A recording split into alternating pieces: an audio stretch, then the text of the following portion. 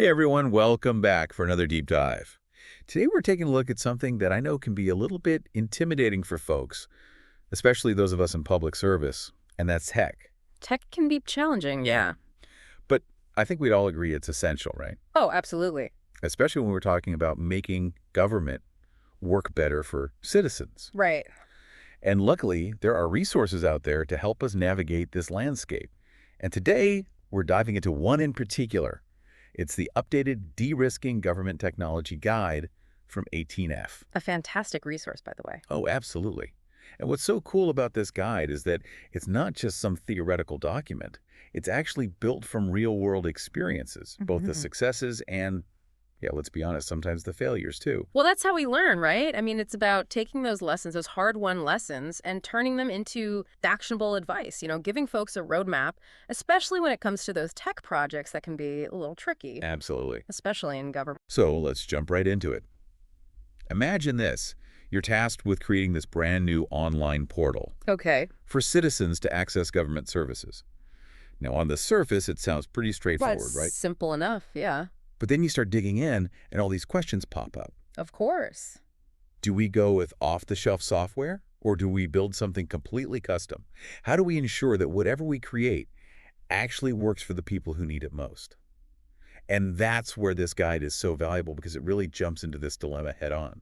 It's funny, choosing between, let's say, buying software or building custom, it's a little bit like deciding, do I need a car to get me to work, or am I building a spaceship to go to Mars? The answer, like you said, depends on what you're trying to achieve. That's a way cooler analogy than the one I was going to use. I was going to use the suit one, but I like yours better. I like that one too. But it's about understanding your mission, right? Understanding your resources. And like you said, thinking about those citizens, the people you're serving, and what they need. And that's something that this guide really emphasizes, right? There's no one-size-fits-all answer when it comes to technology. Yeah. It's about understanding the needs of your specific project, the resources you have available, and most importantly, who you're ultimately serving. Exactly. It's asking the right questions. It's about figuring out, okay, what are my must-haves? What are the nice-to-haves? What are the long-term costs and benefits of going down one path versus another? It's about making informed choices, not just, jumping at the shiniest new tech toy. Right. And speaking of making choices, the guide really doesn't shy away from those complexities, especially when it comes to custom software development. One thing that stood out to me, and I'll admit, it's not a phrase I use every day, was this emphasis on human-centered design. So for those of us who aren't necessarily tech wizards, can you break that down for us? What does that actually mean in practice? Sure.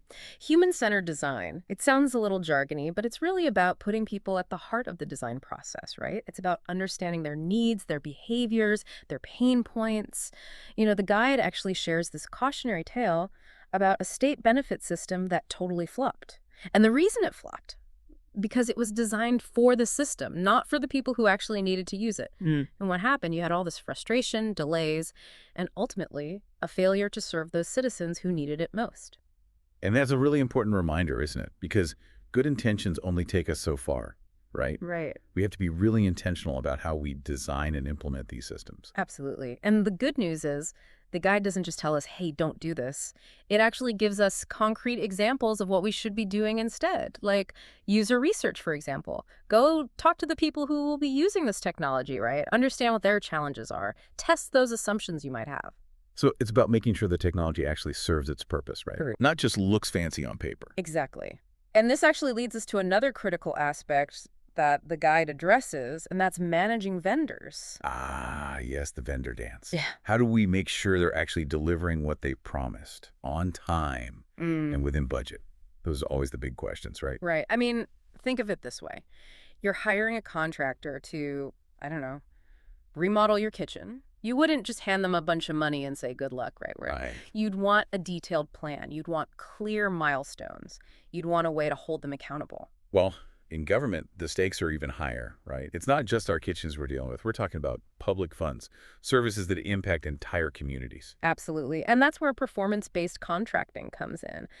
And the guide, it really dives deep into this. It's about setting clear expectations, defining measurable outcomes, and making sure that those vendors are incentivized to deliver results.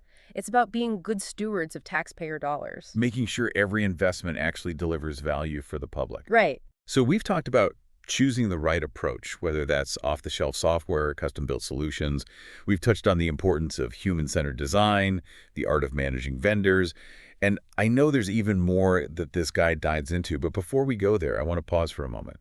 What about you? What's resonating with you so far? Any questions popping up in your mind? That's a great question. Let me think about that for a second. Hashtag TTS, the deep dive episode 2024-11-14, part 2 of 3. One thing that really stood out to me is that the guide doesn't just focus on building new systems. It actually acknowledges that a lot of us, especially in government, are dealing with, well, let's just say legacy systems. Oh, the dreaded legacy systems. We've all been there. Exactly. Systems that feel like they're running on, like, floppy disks. Oh, tell me about it. Yeah. I once had to use a system where you literally had to print out a form, fill it out by hand, scan it back in. Talk about a time warp. Oh, I feel your pain. It's frustrating. It is. And it's not just about inefficiency. It's about how those outdated systems can actually impact our ability to serve the public. Right. But you know what I appreciate about the guide? It doesn't pretend that we can just rip and replace every legacy system. Right, because that's not always feasible, is it? No, not at all. But it encourages us to approach these systems with, kind of a fresh perspective. Like, how can we apply those principles of human-centered design to improve what we already have? Okay, so it's not necessarily about throwing everything out and starting from scratch. Not always. Sometimes that might be the best option, but often there are ways to make things better without, going nuclear. It might be about streamlining a process, making the user interface a little more friendly, or even just finding ways to integrate with newer systems. So like giving those old systems a makeover. Exactly. And you'd be surprised what a difference even small changes can make in terms of like the user experience. And the guide really stresses this. Even with legacy systems, talk to the users. Do that user research. Find out what's working, what's not working, what would make their lives easier. It's about bringing that human element back in. Absolutely. And speaking of human-centered, can we circle back to performance-based contracting for a second? Sure. Because I have a confession. I've always found that term a bit intimidating. You and me both. It sounds very, official. Yeah, bureaucratic. A little scary. A little scary. But the guide actually breaks it down in a way that makes sense. It provides clear explanations and even like concrete examples of performance-based contracting clauses that we can actually use. Okay, so it's not just about throwing around jargon, it's about giving us practical tools. Exactly. It's empowering, really. So for those of us who are less familiar, can you give us an example of what one of those clauses might actually look like? Sure. So instead of just saying, the vendor shall deliver X by Y date, you might include a clause that actually ties payment to, specific performance benchmarks. Like, payment for phase 2 will be contingent upon achieving a 90% user satisfaction rating on the new online portal. So it's about shifting the focus from just completing tasks to actually achieving outcomes. Exactly. But I could also see how this could potentially create more work, right? On our end. That's a fair point. I mean, it does require more upfront planning, thinking carefully about the metrics that you're using to measure success. But the guide argues that this effort is worth it. Because ultimately, it's about making sure that we're getting the best value for our investment, right? Right. And more importantly, that we're actually delivering those services that truly meet the needs of the public. Now you're talking. That's the whole point, right? Yeah. Aligning incentives, making sure everyone's working towards the same goal, better outcomes for those citizens that we serve. I'm really starting to see why this guide is getting so much attention. It's not just theoretical. It really does feel like a roadmap. And you know what else I like about it? It acknowledges the challenges that we face as public servants. It doesn't, sugarcoat things. It meets us where we are. And I think that's what makes it so valuable. It's like having a trusted advisor by our side, right? Exactly. Someone who understands the realities of government work and can help us navigate these tricky tech decisions. And it's more than just a guide. It's a call to action. Yeah. Like, it's not enough to just read it and nod our heads. We actually have to take these insights and put them into practice. So what would you say to a public servant listening right now, someone who maybe feels a bit overwhelmed but is eager to make a difference? What's that first step they can take? Hashtag TTS, the deep dive episode 2024-11-14, part 3 of 3. Well, I'd say the first step is just acknowledging that, tech isn't some side issue. Right. It's really core to how we do our jobs, right? How we deliver services, how we interact with the public. Absolutely. So step 1, get a copy of the guide. It's free. It's online. Easy to find.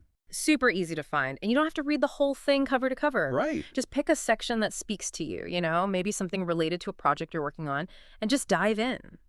I love that. And I think as you're reading it, don't just think about your own little silo, right? Right. Think about the bigger picture. How can we use this guide to advocate for change within our agencies? How can we be champions for this more human-centered approach to tech? That's such a good point.